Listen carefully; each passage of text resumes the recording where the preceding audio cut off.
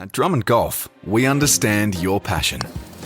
Nice roll. And that's because every Drummond Golf store is owned and run by a local who loves the game as much as you do. Yeah, it's come off the face really well. Someone who knows where you play and what you need. Oh yeah, looking good. With Australia's biggest range and expert knowledge. Great.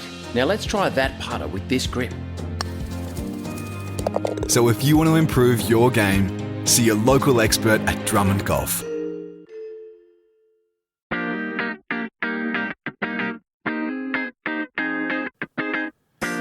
Hello and welcome to episode 95 of The Thing About Golf, Golf Australia magazine's eternal search to uncover the multitude of reasons people get hooked by and on this crazy game. My name's Rod Morrie, and normally at this point I'd be bringing in John Huggan, who is the host for today's interview. However, time and international datelines got in the way, but it doesn't really matter, because it's not me or Huggy that you come to hear on these podcasts, but the guests. And today's is a real treat. If golf had a dictionary and you were to look up the words dignity and grace, there's every chance you'd find a picture of Judy Rankin. A gifted and successful player in her own right, Rankin is best known to many of us for her role as a TV analyst. And in that sphere, she is almost without peer. Rankin has a rare gift to be able to criticise without being critical and praise without fawning.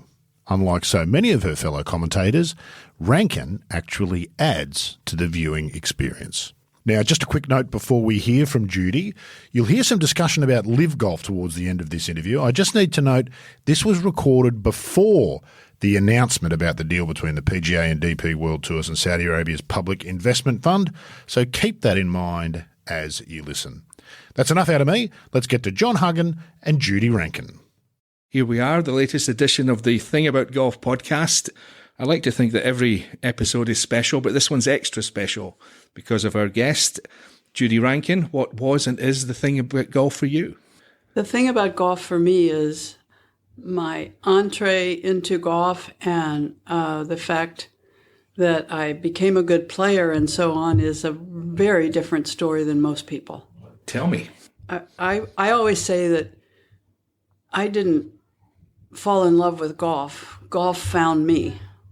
And I think it's good to know in life in a lot of ways, if you find something that you're really good at or something that you are capable of, sometimes that's the direction you should go. Yeah. And when I was 6 years old, my dad was hitting balls at a driving range, and he was a very average golfer, but really loved it. And like every 6-year-old, I wanted to hit a ball, and he let me, and lo and behold, I could. Right. So he took it right from there, let me tell you. Yeah. Well, golf didn't waste any time in finding you then. Well, actually, I didn't actually see a golf course until I was later on 7 years old. But I played in a couple of local things when I was 7, and when I was 8, I left the city for the first time. And my dad took me to Orlando, Florida to play in the National Pee Wee Tournament, right, which was successful for me for a few years. Yeah. And I guess that was, the national event was kind of the first sign that there might be something real there. Yeah. And you'd be a prodigy today, wouldn't you? Would that be a Yes, description? I think that's fair. Yeah. And why did it come so easily? I mean, is it easy to explain? Well, so many things in life seem to be a gift, and the fact, because I am... Don't anybody laugh out there. I am not really a terribly athletic person. Right, okay. Like so many, great golfers are today. But it was just, that was something that I could do. And I was never very big. In fact, when I was 14, I weighed 80 pounds. And just the fact that I could hit a golf ball, I developed a very strong grip, trying to hit the golf ball a little farther. And I was able to play with it for a very long time, and success was a little slow, but it did happen. So I think I turned pro too young, but the end result worked out really nicely for me. And what were the strengths and weaknesses? Did they become apparent quite quickly? I always think. I was the things you have to work on at least. Yeah. I was a very good driver. Right. I'm probably what would be termed a sweeper. Mm-hmm. And I think in instruction, a lot of people mistake sweeping for lifting. Yeah. But I was a little bit more of a sweeper, and I was not an extraordinary wedge player, and that wouldn't play into being a great wedge player. No. I was a pretty good putter. I mean, you have to be a decent putter to win. But I would say that the two things I was really very best at was I was a fairway and green kind of player. Mm-hmm. But I could really drive the ball, and the one thing I could do extremely well was I was a really, really good bunker player. Right. And I'm not sure, you think of somebody like Paul Azinger with his very strong grip, really good bunker player. Fred Couples, really good bunker player. So I don't think a strong grip necessarily hurts you in the sand. Is it kind of, you'd lay the face open, that would come naturally almost to turn it round with that grip? Yeah, well, with that really strong grip, it's really hard to take the club anywhere, what most people would think, to the outside, which is a lot of how bunker players play is taught. But what worked for me was I didn't worry about the path. I just broke my hands really, really early. Right. And it worked for me. Yeah. Before we get into your, terrific pro career, I want to get back to the beginning. I mean, you're a little girl, and it's a few years ago now. What was it like? I mean, it's still not ideal these days. I mean, it's come a long way in the treatment of girls in golf and in sport in general. But, I mean, I can't imagine there was much encouragement for a little girl who could hit the ball back then. This is something that's really changed over the years. There wasn't much encouragement from women. Women saw little young people that could play really well as a threat, I think then. And that's not the case any longer. Mm-hmm. Women also have evolved, and, they are great encouragers now, and so on and so forth. But the truth is, almost everything I ever did with golf as a kid, it all revolved around men.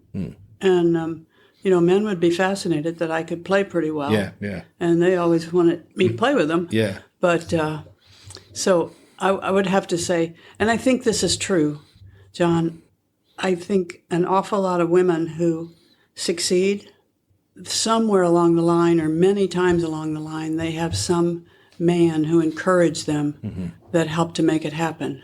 Because it's really hard for a woman or a group of women to succeed totally on their own. Right. It's happening more today, but it never used to. Yeah. So was this your father originally? Well, it was my father who was making a feeble attempt at teaching me, which worked out somehow. He loved Ben Hogan. Right. And he wanted me to concentrate like Ben Hogan. Mm-hmm. So I was Did that come naturally? Well, yeah. I mean, I say they use the word stern, but you had a quite serious demeanour on the course. I did. Fair? I was very different than I am today, I think. Yes. And part of it was that being taught to keep my head down and concentrate, and the other part of it was I was always a little nervous. I don't know that I ever had the ideal nervous system to play competitively in front of people.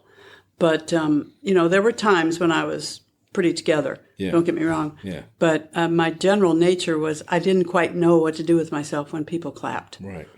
So that was the other part of it. Yeah. But, people who know me today, they just don't even think I'm the same person as when I played. And don't we all, though, have any number of lives? Oh, that's true. Yeah, different personas, exactly, depending on the situation, obviously. Yep. So what was there for you to play in? I mean, what were your targets early on? I mean, what national championships? I mean, was there much for you? Yeah, well, enough. I played in, St. Louis juniors and things of that nature, but I played in the Missouri State Tournament. Women's amateur when I was 14, and really kind of surprisingly, I think to everybody, even my father, I won it. Right. Yeah. So, but I was. Were you a good match player? Was it match play back then? Yes. Yeah. And was I a good? I don't know. Yeah. When I can tell you, when I was very young, I was probably about 9, maybe 9 or 10. But I had to play this girl. They were 9-hole matches. And I was going to play this girl that I really looked up to. I can only tell you her last name was Debbie. Right. And she was like 16 years old, and she was really pretty. And I just thought she was great. She was always so nice to me. And I really did. I didn't want to play her because I knew I was going to beat her, and it was going to make me feel bad. Yeah. And I won the first 5 holes, and it was over. Right. So it did make me feel bad. So I don't know if that affected my match play all the rest of my life, but I had a few times when I was a good match player. Yeah. But I was more suited to playing the field. Plus, you do things certainly at the beginning, you do it without thinking. Because you've nothing to relate it to, really. You just do what you do, yeah. But there is no doubt match play is just a little bit more personal. Yes. You can't get away from it. No. I was always preferred to play somebody that I wasn't that keen on. I wasn't that into playing against my friends that much. Well, see, I say it's not good to play somebody you really like or somebody you don't like. Yeah. It's better to just be neutral. Mm-hmm. That's when you... Or somebody that annoyed me, that tried to gamesmanship or didn't speak to me. And I mean, the guys at Golf Digest always bring this. I famously beat Dick Sidoroff in the first round of the British Amateur. I know Dick Sidoroff. It's the Sandhurst. Now, I was only 20, and he tried to intimidate me by not speaking to me, which was exactly the wrong thing for him to do. He didn't know it, of course, because that just made me angry, and I played a lot better than I might have done had he been chatting to me all the way around. So I was that kind of character. I don't know what would be your kind of behaviour, if you like, in that situation. Well, I don't know exactly about that, but I would always be irritated, medal play or match play, with somebody who was trying to take just pushing things a little too far, but not so far that they were doing wrong. Right. And that aggravated me. Mm-hmm. And these are not players who actually do anything wrong, but they're so close to on it the that edge. It's on your mind. And you have one eye on them. And, there was a player in my world, in the professional world. Mm-hmm. She would invariably look in my bag when I'd pull a club on a par 3. Right. And if she played first, honest truth, John, if she played first, when she pulled her club out of the bag, she'd lay her towel over the bag. Now that would get on your skin, Yeah. That sort of stuff, yeah. When you did turn pro, your record was, a prodigy, again, is the word that comes to mind. But was there much incentive to turn pro? I mean, was there any decision to be made? Were you always going to do that? I mean, the tour wasn't anything like what it is now. It came up completely by accident. A man named Jack Harkins at the old First Flight company, which became Arnold Palmer's club company, he saw me play golf, I think in Chattanooga. I think that's where the company was. And he said, you should go on the tour and we will give you $150 a week to pay your expenses, which I guess did pay my expenses. Was that a lot of money then? A lot of money for you? Well, it wasn't a lot of money for traveling and a caddy and those things, but sort of made it work. Yeah. So I was 17 years old. And the way it all worked out, I was traveling I would drive with another player, a gal at the time who had, these were crazy times, who had come out of the rodeo in Seguin, Texas. Right. And she was the nicest person. Her name was Sandra McClinton. And she just kind of looked out for me. Right. And she could hit the ball a ton, but she wasn't a very refined player, as you might imagine. Mm-hmm. But an awful nice person who I have not seen in years and years and years. I heard that she lived in California most recently and taught flying. So but anyway, there's all kinds of people in your life that help make it happen. So I only played 9 tournaments that year, and I found being out, I was really 17 when I was 17, and I found being out in the real world was a little shocking here and there. I can imagine. In fact, the last place I played was Las Vegas. Really? And I went home from there, and I said, I don't know if I'm going back. So I started back again in the spring when I was 18, and I stuck that time. Right. And I started making a little money, and I think by the time I was 19, I was doing okay financially, but I hadn't won. Right. What was the tour like then? I mean, you hear all these anecdotes about how the players would raise interest by doing, daft stunts and things like that. I mean, did you have to anecdotally have any of that stuff? A lot of that was before my time. Right. Yeah. So this is when I'm 18, it's 1963. Right. I tell you, one of the great things the LPGA did, and all for any number of years. Patty Berg was probably the finest person I've ever seen, male or female, doing a clinic. Aside from it being informative, she was just about as funny as you could imagine, because she had the gift of physical comedy. Right. So when she would do these clinics, it was called the LPGA Swing Parade. And if there was one this particular week, which they were many weeks, there would be a little list up in the locker room about what time you should be there and what club you should have. Right. And nobody defied Patty's little note there. You showed up. Were you there to be the straight woman, if you like? Well, I think, there would be like 12 of us, right. Everybody with a different club. Right. And she had a way of making use of all of us. It was pretty funny and fun. And she had such a gift of comedy that you'd see it over and over, and you still could not help but laugh. She'd start turning her hat around, and anyway, I think it's one of the great things the LPGA ever did. And I guess you have to have an MC like Patty, because without that it wouldn't be very good. But that's what's one of the things I remember from those days. The other thing is, there wasn't such a thing as a Q school or anything. No. In fact, when I got on the tour, you simply applied, and they needed bodies. If they had any idea of who you were or whatever, and you didn't have a criminal record, you were on the tour. Well. So I always admire these people who go through these million Q schools and what they go through to just get to play, because I didn't have to do that. Yeah. What sort of money were you playing for at that point? We're sitting here at Jack Nicklaus's place. So I've kidded him on more than one occasion. His first check was $33. My first check was $50. Oh, yeah. So, yeah. Very yeah. Richest untold. I can't tell you the whole purse at that time, but I won for the first time in 1968. It took you a little while then. Yes. Yeah. In fact, I had a little husband and a little baby boy at that time. Yeah. And I won $1,875. So, give you a clue. Yeah. So, 28 wins. One was a team tournament, and I never made $1 million.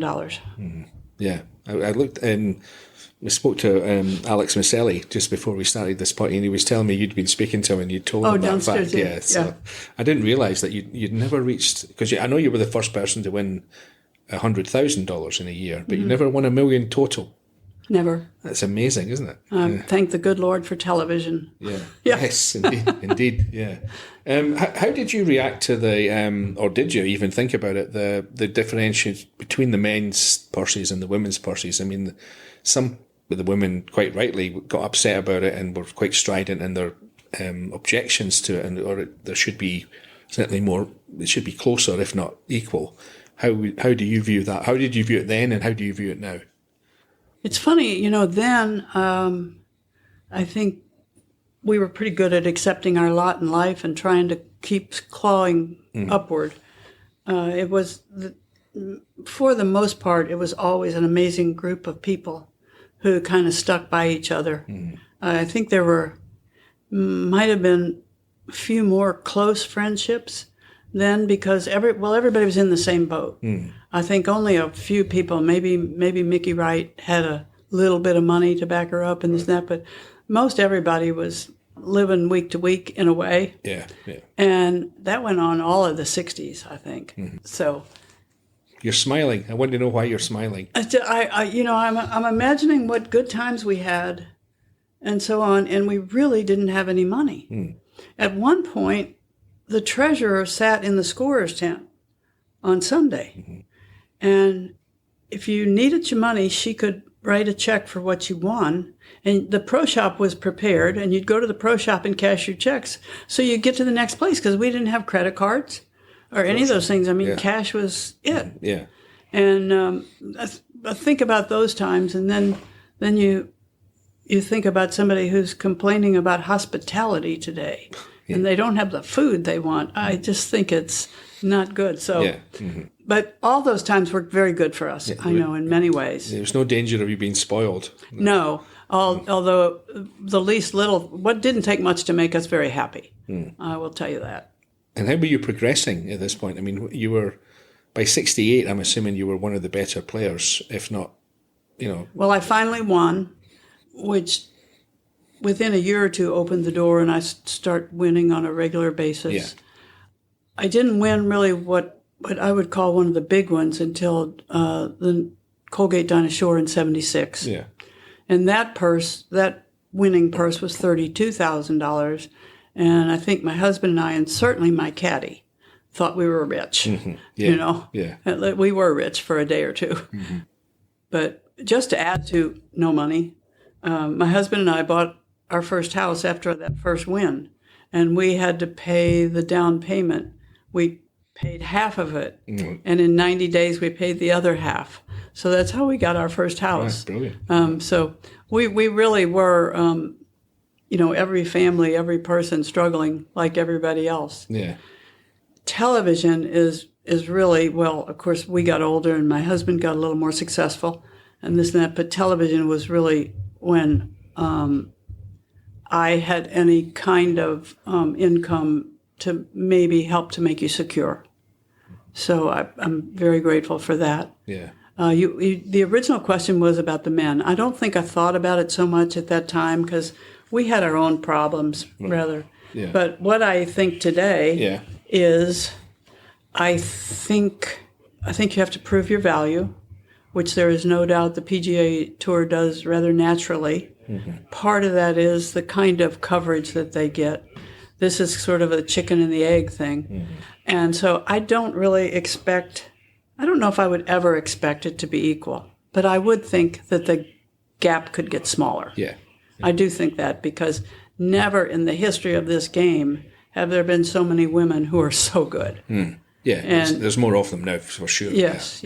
And I think the world in general is going to have to accept the fact that there are some pretty great female athletes in a lot of corners, and we're going to have to start appreciating that and supporting it, more than we ever have. Because absolutely. I mean, I'm a huge fan of the women's game now. Yeah. Anybody who thinks that that's probably right never had a daughter. Yes, exactly. Yeah. Yeah, it's a different thing from the son. Yeah, I mean, whether she's a basketball player or a volleyball player or a golfer or a tennis player, you find along the way so many dads today who are really proud to be what they call a girl dad. Yeah.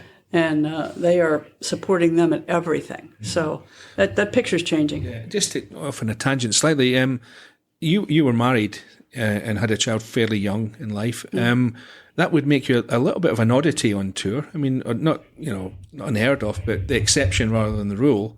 What was that like, and how did you manage that part of your life as well as staying competitive? It was hard. Yeah. It was hard. There was no such thing like daycare. My husband really was not free to travel all the time. What did your husband do? Well, he got out of college and he was coaching. Right. But coaching football. Right. But in fairly short order, he got into the insurance business. And eventually, years later, in my West Texas part of the world, he got a little bit involved in the oil industry. Right. Okay. But he did have some freedom. He had his own insurance office, so he could kind of pack up and go, and he did go with me an awful lot. But it's easy when your child is not in school because you find a way, because you just haul them and take them with you. Yeah. Julie Inkster talks about her girls sleeping in the closet in the hotel room. So, but then when they start school, it all changes. And starting school is one thing because you can still kind of mess with it a little bit. But then if you have a boy or even a girl today, and they start getting in activities, and some of those activities are sports, and you are telling them that, when you're on a team, you have a responsibility. You need to be there. You can't say, I won't be there for 3 weeks. And so then somebody's keeping your child or your husband staying home, one thing or another. It's very, very hard. How did you deal with that? I mean, that must have been, give me an anecdote of... You didn't always feel like the mother of the year, I can tell you that. No. One time Yippee was with me, and he was at home, and a lady who helped us some with staying with him. I think it's better, too, if you have more kids, because an only child, it's hard. Yes. But this lady was staying with him, but he was on a basketball team, and we were on the phone with him, and he was pretty broken up. They lost by, 2 points, 3 points, whatever, and he took the last shot and didn't make it. Right. So he needed his dad pretty badly, and we weren't there. So that's one of those times when you don't feel like the mother of the year. There were humorous times, too. He called us when we were in England at Sunningdale. Right. He was 8 years I was old. going to get to Sunningdale, but And he called us, collect, from Texas. It's not daft. Yeah. So that was a good one. Yeah.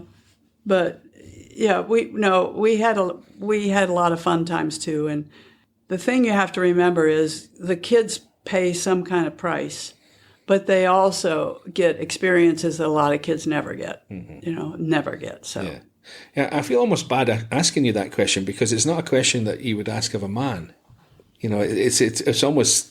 I mean, I'm guilty of almost inadvertent sexism by asking that question. Yeah, well, those roles have changed too. Men do much more hands-on parenting than maybe they used to. I know there's always exceptions to every rule, but I see my own son and his kids, and they're just, he says, Mom, I don't really have time to play golf. And then he says, Mom, I can't afford to play the places you used to take me. Right. Yeah. So well, he did okay early on then. Yeah. Your husband was I met your husband a couple of times, and the impression I always came away with was, well, what a nice man.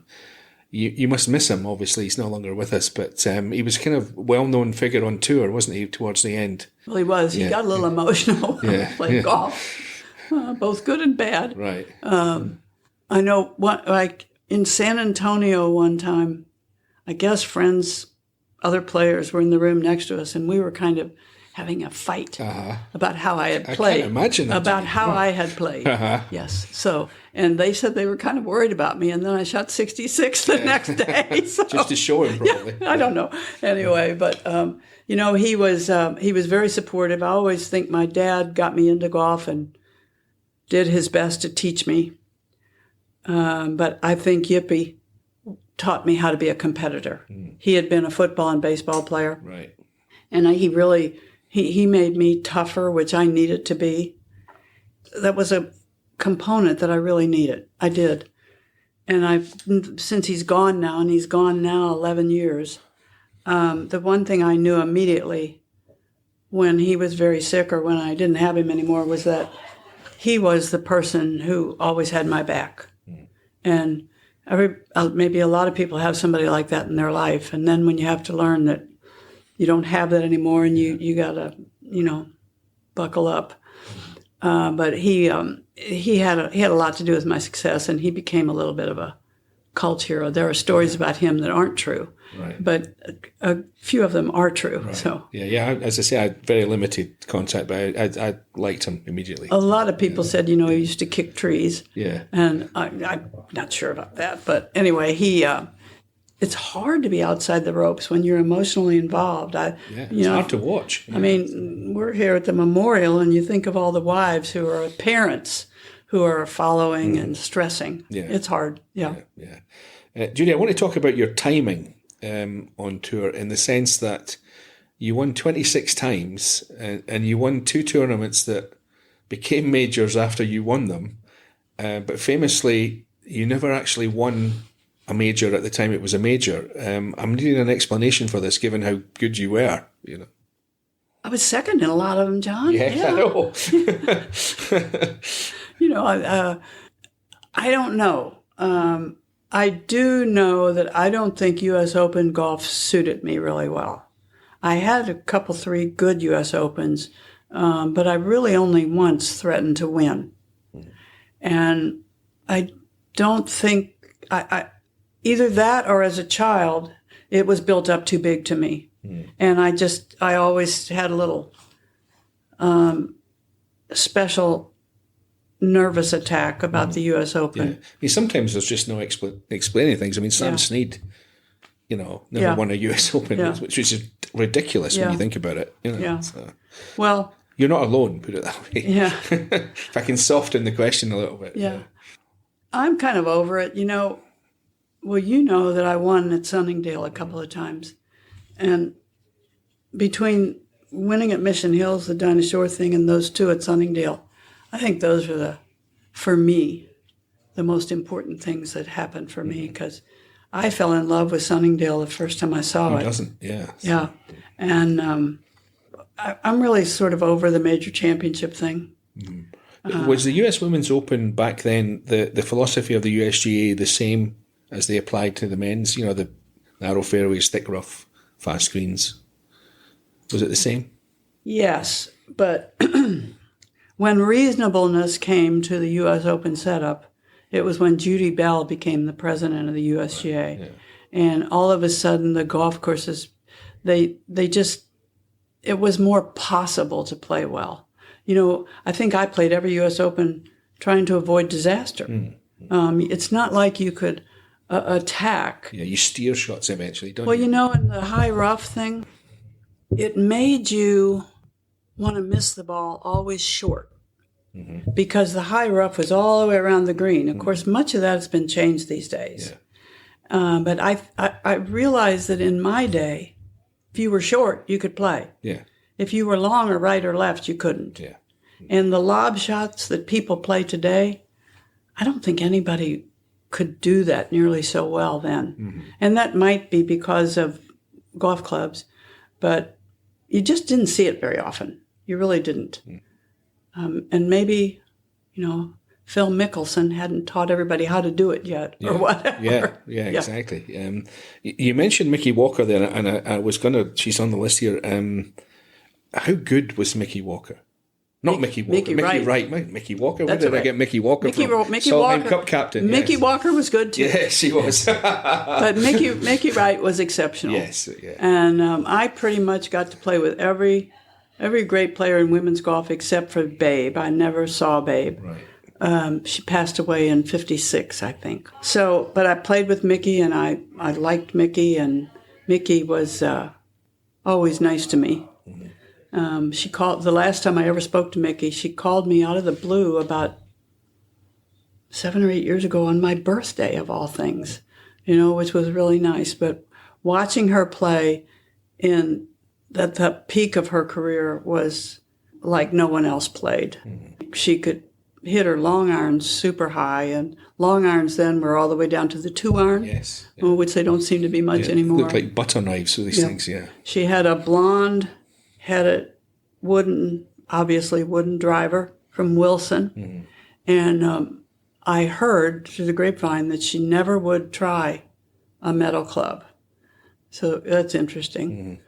But she was a good putter. I don't think anything extraordinary, but she just simply hit the ball so well and made so few ball striking mistakes that you just had to play well. And she was pretty long.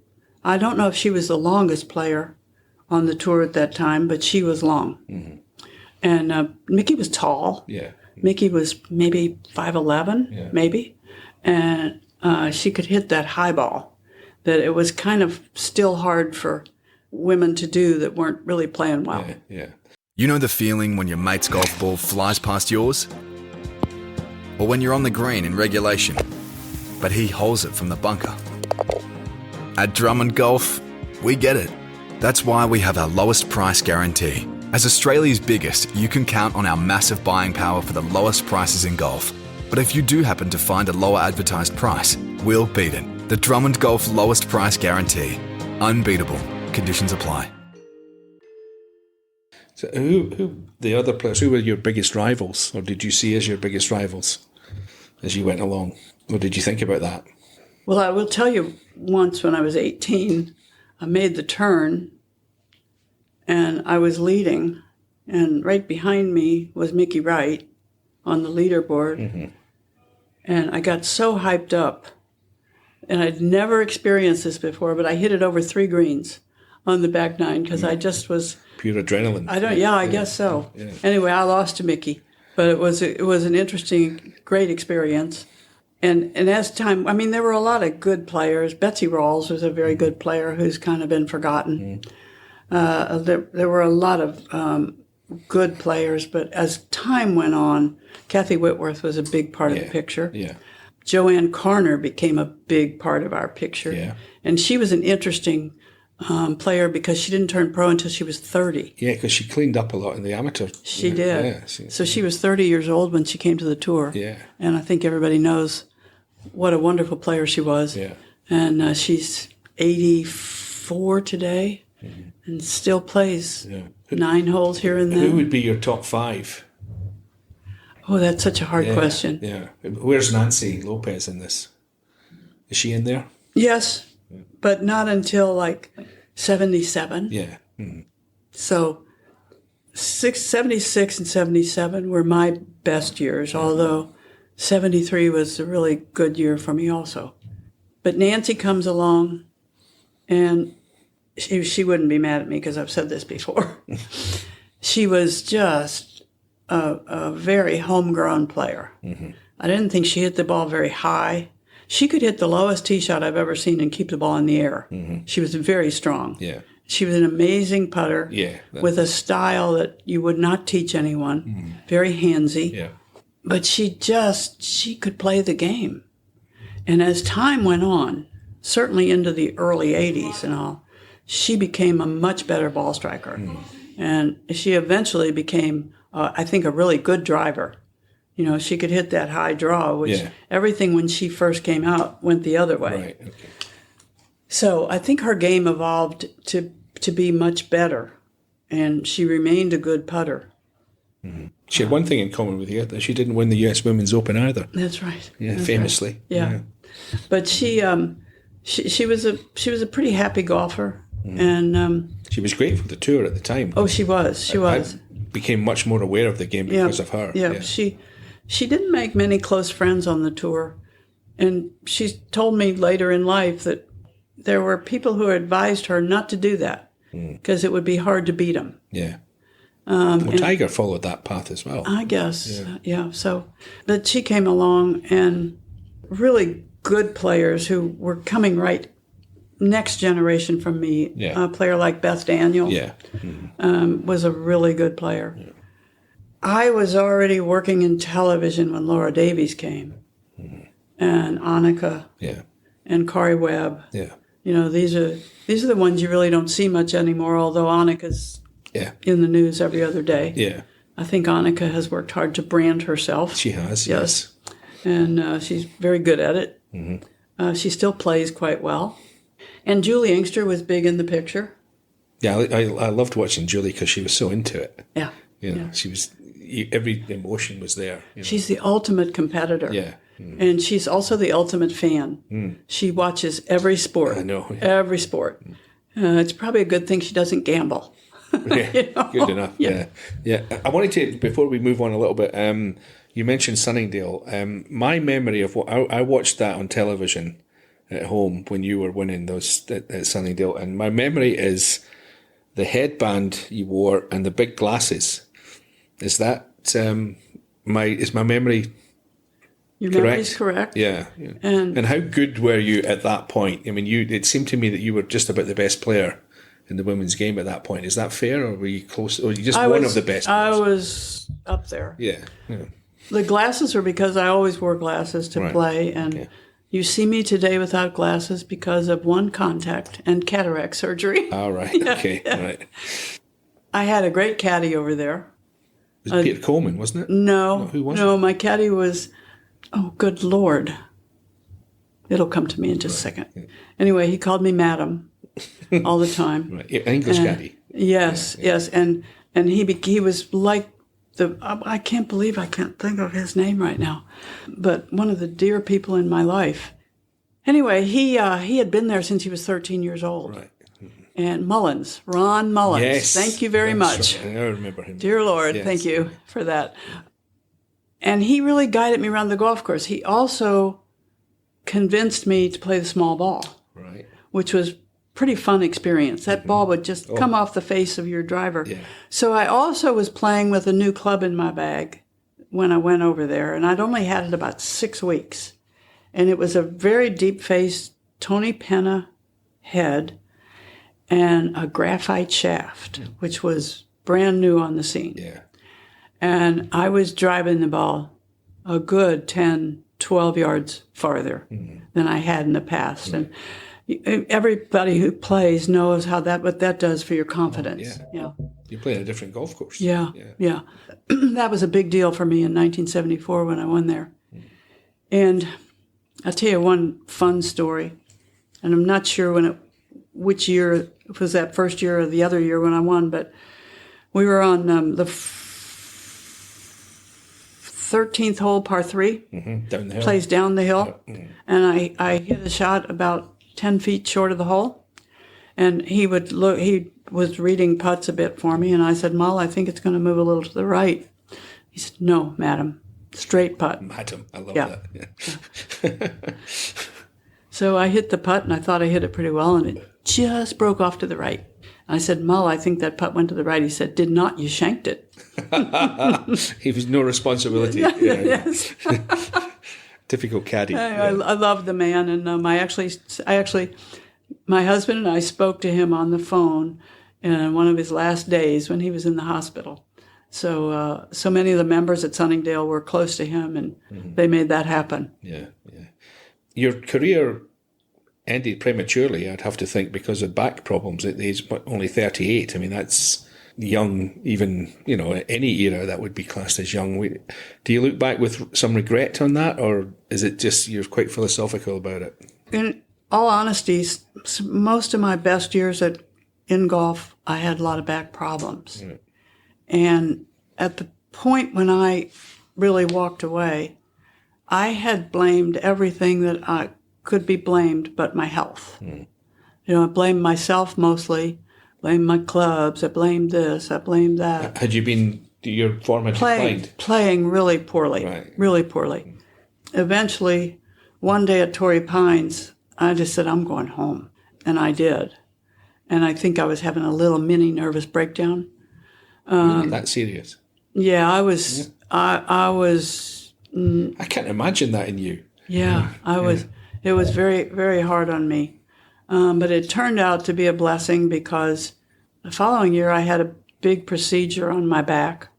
And in 1985, I left the Women's Open working television and went and had surgery, had conventional surgery.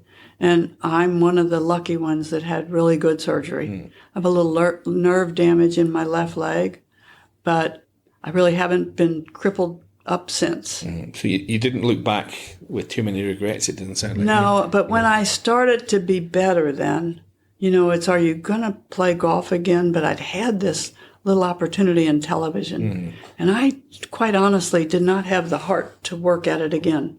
It had kind of broken my heart, to tell you the truth. Was that tournament, Torrey Pines, you mentioned, was that the last one that you played? Torrey Pines is when I walked away. Yeah, and you never went back? I played maybe a couple of tournaments, maybe Dinah Shore one year, but I never played well again, and I hardly played. Right. And it wasn't in me. You think maybe you could, but it's a big commitment to try to be good. Yeah. And so when did television come along exactly? That was obviously the next thing we need to talk about. I worked the first time in 1984 at the Women's Open in Salem, Massachusetts. And I was, like I told you, this little mini nervous breakdown.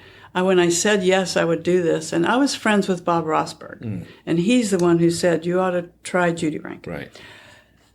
At this point in time, I couldn't stand up in front of two people and talk. I was complete panic. Right. So when ABC called me and I said yes, I'd always loved golf on TV. And I said yes. On the airplane, I'm thinking, what have I done? Yeah. And then Rossi took me out and he gave me about a 5-minute tutorial. Not much. And I go on the air. But the reason I made it in television is that very first week, I did not have to look in a camera. No one ever saw me. Right. I was leaning against a tree and answering Jim McKay's questions. Right.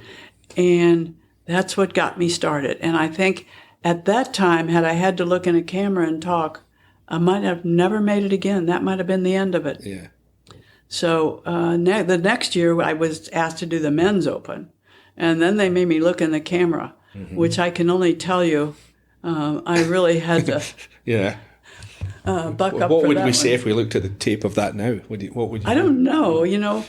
ABC Sports, I have to say they were extremely patient with me. It wasn't so much that I did anything really wrong, but I was very timid. They tell me. And you'd be a bit of a novelty as well. A woman talking about golf, men's golf. And at the men's open. So what happens is, anybody who's ever had a new puppy in the house, have you ever noticed how the old dog can kind of look through the new puppy like they're not there? Well, there were a lot of guys on the tour who I knew a little bit or whatever, and they were very nice to me. But there were guys I didn't know, and I think to some of them I was the new puppy. Right. And they kind of looked through me, not like, you're really not there. Yeah. Was there any overt sexism? No. Great. I can't tell you how I thank the PGA Tour players, but caddies, oh my Lord, an on-course commentator, that is your best friend. Yeah. And if you're getting along well with the caddies, you have good information. Yeah.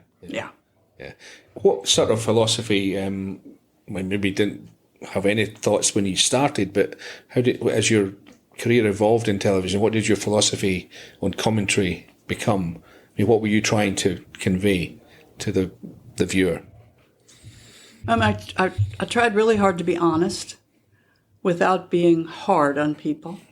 I tried to make the point that because I had been there, I knew the game was hard. And I wasn't too much about talking about things like choking and so on, because a lot of times you don't perform well when you're not having an emotional attack. But it's a difficult thing for a commentator to deal with a really bad shot. Well, not if you say, this was a time. Jay Haas hit the worst tee shot I've ever seen. It was so far to the right. We did find it. But, I said, this is the worst shot I've ever seen him hit. And I think he would say the same thing. Yeah. So that's what can you do? You have to, tell the truth. Yeah. So I think that's been appreciated. Apparently, like a Johnny Miller style of being quite a lot harder on players was also appreciated. But it wouldn't have worked for me. No, you don't want people doing the same thing on your commentary team. You want a mix, obviously. Yeah. And I've worked with, all the way back to Jim McKay and Jack Whitaker, but I've worked with some really great people in TV. Mike Tirico. Oh my gosh, he is... When it comes to anything sport, he is an absolute brainiac. And sitting next to him just makes you better, And so I was always on the ground in men's golf, which was the right role for me. Yeah. What's your favourite? Sitting in the box or out on the course? I think on the course is a little easier in some ways. Now I don't find the booth hard, difficult. Well, there's some basic information to impart when you're on the course, isn't there? And that's basically it. You're just talking like you're the player or you're the caddy. Yeah. And it is things you know and things you see or you have seen. What turns around one way or another and so on. And in the early days when I'd finish, then very often you'd interview the player. Well, I wasn't very good at this interview thing, but what happened was I'd get the first question out, which I was pretty good at that because I just watched the round of golf. Yeah. But while he's answering me, my producer's talking in my ear, and I really don't know what he said. Yeah. So that's really difficult. I finally asked Jack Whitaker to tell me how to do this, and he did. And he said, have your first question ready. The second question should always come off of what he said, of something he said. So we started to get it right that I had to be able to hear him, rather than them telling me what to ask next. Because, he can say something that matters, and they're asking you to ask him something that's off the wall. Yeah, and it sounds daft. So they didn't hear him either, Anyway, so that really that turned me around with interviews, which I really got to where I enjoyed doing. When you're in the booth, you have to know something about the field. Yeah. On the ground, you got 2 or 3 people that are your focus. Mm-hmm. So yeah, you mentioned the men's game. I mean, how different did you find that watching? You'd probably not seen that much of the men's tour up close like that before. Well, I sure hadn't been inside the ropes. No. This, that, and the other than knowing a few players and this and that. But what struck you? I mean, the differences between the men and the women, apart from the power aspect, obviously, which remains still the biggest difference. Yeah, I think it is the biggest difference. But what a lot of recreational golfers don't understand is the power and the speed that they swing the club has something to do with their ability to play the shots they play. Mm-hmm. If you don't have that kind of clubhead speed, there are some things you will not be able to do the way they can do it. Mm-hmm. If you don't have that, those kinds of hands and so on. I remember one time in Tucson, Arizona, somebody had just hit a shot out of the rough. I don't know who it was. I don't remember. But we were referring to a flyer and this and that. And in commercial, I said to Curtis and Peter Alice and them, I said, I am still hoping to hit a flyer. And Curtis just thought that was the funniest thing. And he said, you should say that on the air. Yeah, definitely. No, but you did learn pretty quickly. And the fact that, you could actually, at some point in time, go sit on a bucket on the practice tee and talk with a guy and watch him. Yeah. And so I learned a lot. It was a tremendous experience for me. Mm-hmm. I did that one day with Greg Norman years ago and talking about how we learned the game from in to out and how that wasn't the game any longer. Yeah. Yeah. So lots of interesting things. Yeah. I don't feel like we've talked enough about commentary, but I'm going to move you on to the Solheim Cup. That came a few years after you'd finished playing, I'm assuming, yeah. I've talked to a couple of people, I'm not going to tell you who, that were on your teams, and the old Judy Rankin competitiveness came out. You weren't the nice anti-Judy that you appeared on the television sometimes when you got into the Solheim Cup environment. Talk to me a bit about your philosophy on captaincy. I tried hard to kind of... You're not denying it, I see. Well, there were a couple things that happened. Yeah. A friend of mine was married to one of the players on the European side, and he's a great teacher, Martin Hall. Yes. And Martin Hall was walking down the fairway with his wife. Mm. And I went and said, Martin, you can't be doing this. Yeah. I mean, can I get Dave Stockton to walk with these gals over here? Yeah. And actually he knew immediately that was not the right thing to do, but you become the defender of your players, And actually, it was a player who contacted me through somebody's radio or whatever and said, you need to come out here. You need to see this. Mm-hmm. So I had to be tough for a minute. Yeah. I wasn't tough all the time. And what about your overall philosophy and order of play, who plays with who? I mean, how did you deal with all that? I asked people a few questions. I had a little chart. I had a little manila folder that I opened up and made a chart. I was very new. I newbie. Yeah. And I had taken over at the last minute for Joanne Carner, whose husband was very ill. Yeah. So, but I would ask him things like, do you have a real preference with golf ball? Because that was an issue. Yeah. Play an alternate shot. And I asked him, do you prefer to play early or late?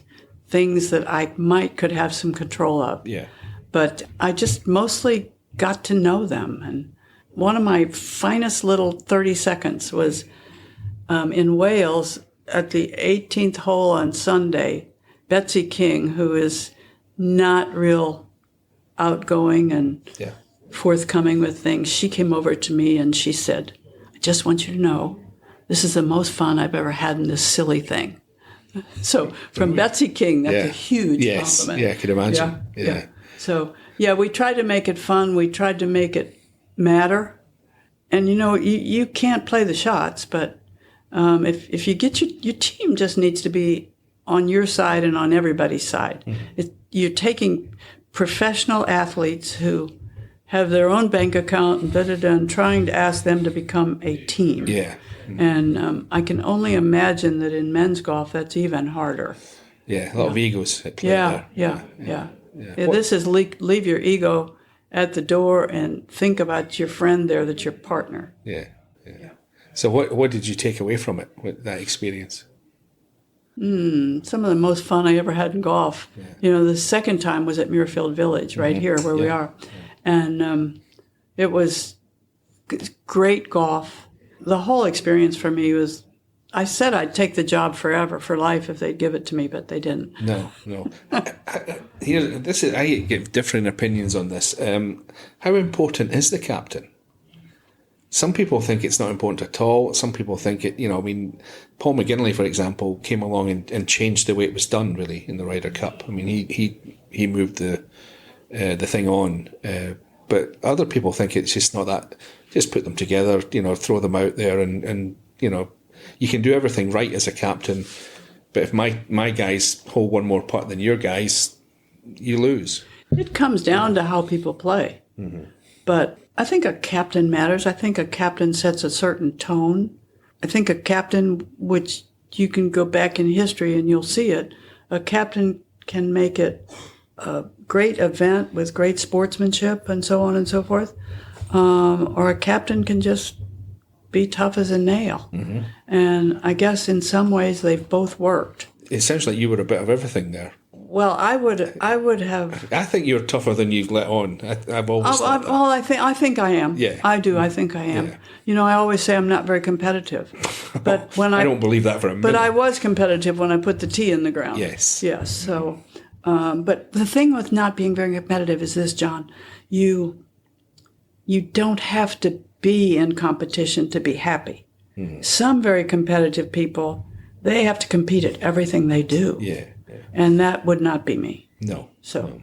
Your favorite commentator?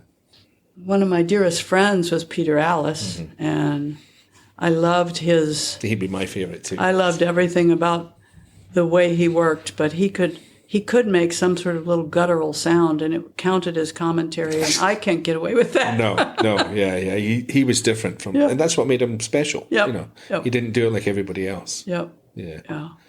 Just to finish up, I want to just ask you about I bang on a lot, and people will be tired of hearing this on this podcast, about how far the ball goes at elite level in sport, in golf. It's out of control, I think, in terms of the men's game, and that's what has drawn me, I think, to the women's game. I mean, I played Muirfield a lot growing up in Scotland, and I was at the Women's Open there last year, and they played that golf course exactly like it should be played. The questions that the course was designed to ask were being asked and answered by the great players. But the men, those questions disappear because they hit the ball so far. I mean, how do you feel about all that? Should something be done about it? Well, as I've been in some conversations about it, I'm learning more and more that the industry as a whole feels as though something has to be done about it.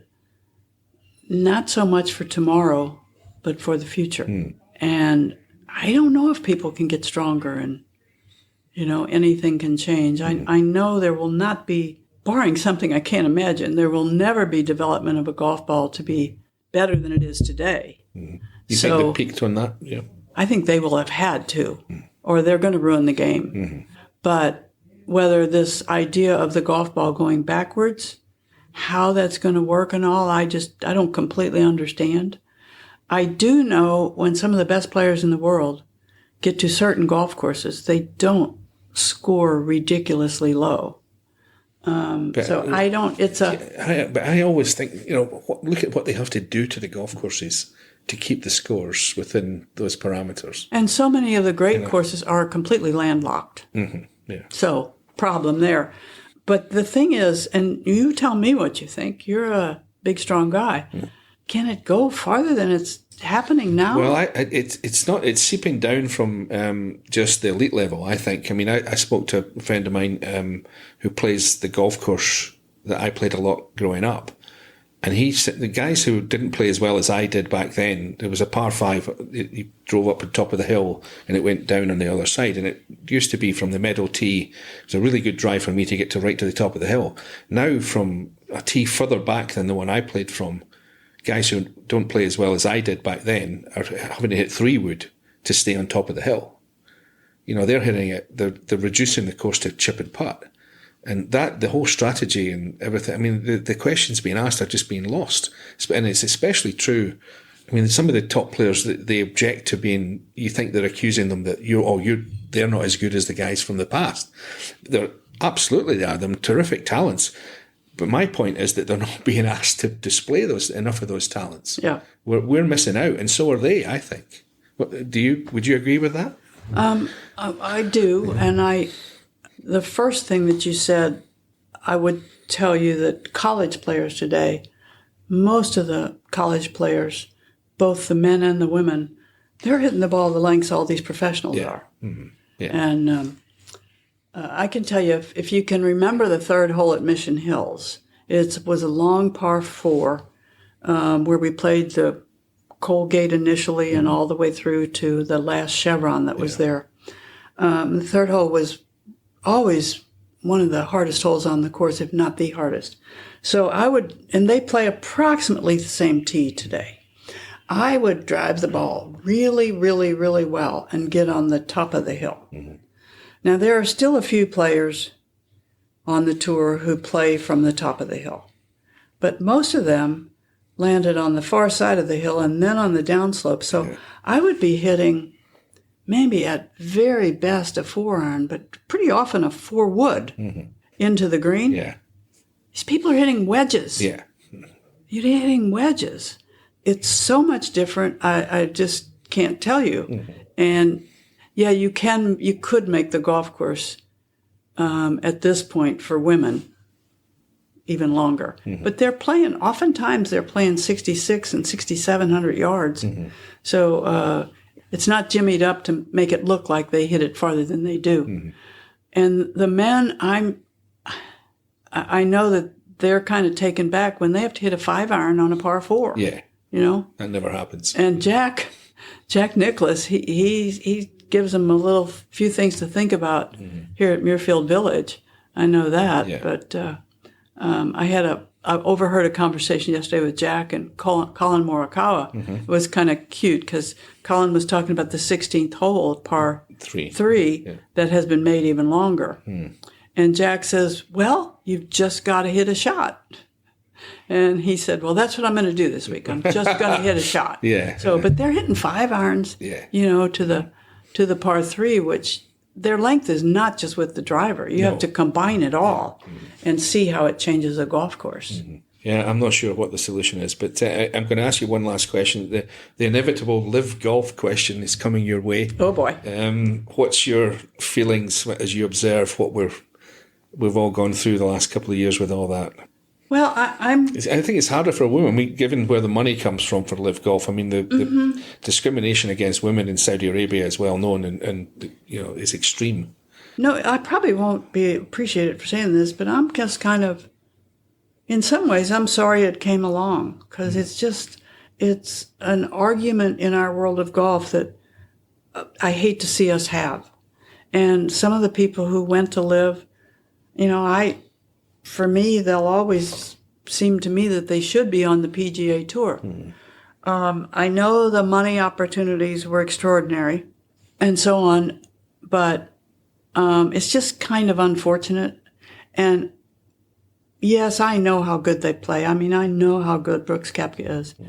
But the shotgun start thing in 54 holes, it's hard to buy that. Mm. And I think that's very difficult for the people who do the world rankings. Yeah. And I think until they settle their 54-hole question, it's going to continue to be difficult. Mm-hmm. But where women are concerned in this regard, it's really a dicey subject. Because if you're really concerned about political things around the world... well, there's a moral aspect to this as well, though. The political thing becomes moral. Yeah. But... in the world of the LPGA, I think we're always thinking something's going to happen, but thus far it has not. But the LET, they have the Aramco series, and some of our players are playing in that. So I worry for the LPGA in the sense that if the Saudis come along with enough money and say, right, we want to do this, this, and this, the LPGA are kind of going to have to say, well, okay, because if they don't, the Saudis would just buy the players. And the LPGA would have nothing left. I mean, it's an extreme scenario, but that could happen. Well, I will tell you this. The LPGA has some very important big-time sponsors. And I think it's generally felt that if they are compromised to do something like that, that could be lost. And I don't think you still have any confidence that LIV is going to always be there. Well, that's the thing. That's the X factor in Our this. tour is, if we play it right, is going to always be here. And we're always going to have, some of these great sponsors. On the world ranking things, I mean, I've kind of written this just slightly tongue-in-cheek, but I'd just get rid of them. We don't need world rankings. The world rankings only really come into play for qualification for the majors. Yeah. And I'm sure the majors could come up with their own ways of doing it, identifying the best players. And if you and I sat down right this minute and wrote down the top 10 players on the men's side, say, we'd pretty much have the same 10, maybe in a slightly different order. And do you really care who's 45th? I don't. It just doesn't make any difference. I mean, who cares? I'd just get rid of them. Because as you say, it's going to become way too difficult. Well, I think LIV, first of all, would have to make some changes to make it reasonable. Sure. Yeah. Because that's like their position in the world rankings is kind of like I think about women in golf. You have to show some value, and then you can make demands. But you can't make demands just because you're making demands. But they've got the world rankings over a barrel in the sense that the world rankings has to reflect reality. And, if Brooks Koepka's 90th in the world or whatever, that isn't reality. That's the problem for the world rankings. Yes. But wouldn't they be in agreement that they have to play 72 holes to have it factor in? I'm with you. They have to. There's got to be compromise on both sides. But as I say, I just say let's just get rid of them. Not bother anymore. You probably have a better take on this than I do. I just these days I just kind of read all the news. So yeah. Last question is what is the future for Judy Rankin now that you've eased yourself out of television pretty much? I mean, you're still dipping your toe in now and again, which is a good thing. Yeah. But it must be, I mean, I don't think I've ever read a bad word about Judy Rankin as a commentator. I mean, you've been...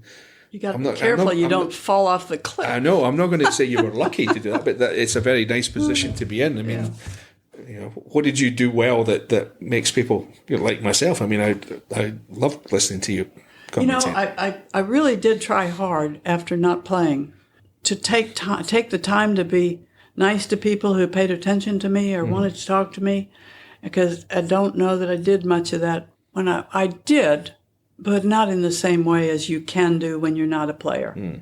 And so I've really tried hard to be appreciative of everybody who says they're appreciative of me. And so, I'm happy for all that. And what am I going to do now? I have 3 or 4 little roles in the golf industry where I can show up every year. And this week being one? This week is a big one, maybe the biggest one. Here at Muirfield Village, yeah. This one, and then I get to go to the Hall of Fame inductions every couple of years, those kinds of things. Maybe something with visiting my friends who are still doing TV and, that kind of thing in golf. But I mean, will I see you at the Solheim Cup? You will. Spain? I'm actually going to work because Morgan Pressel is an assistant captain. Right. And they needed me to be their fill-in. And my partner, my longtime TV partner, Terry Gannon will be there. Right. And best of all, Julie Inkster will be there. So we're going to be a 3-person booth. Yeah. And hopefully we have a lot of fun. Yeah, I think Katrina Matthews doing Sky as well. So yeah. She'll be involved. Yeah, too. we'll have a lot of fun. And we're going to Spain, which I have been to before, to Valderrama with the PGA It's Tour. not too far from Valderrama. Right. Yeah.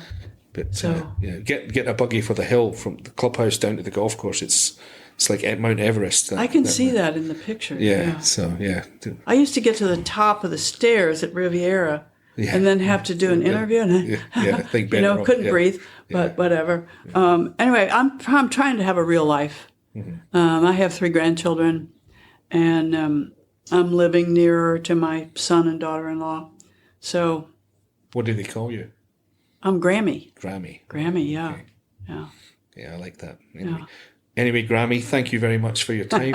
It's been a pleasure, and thank you very much. So accomplished and yet so grounded. Golf is lucky to have Judy Rankin among its devotees. And we thank Judy for taking the time and Huggy for doing the interview. That's all for episode 95, but make sure to come back next time for more in-depth golf chat on The Thing About Golf.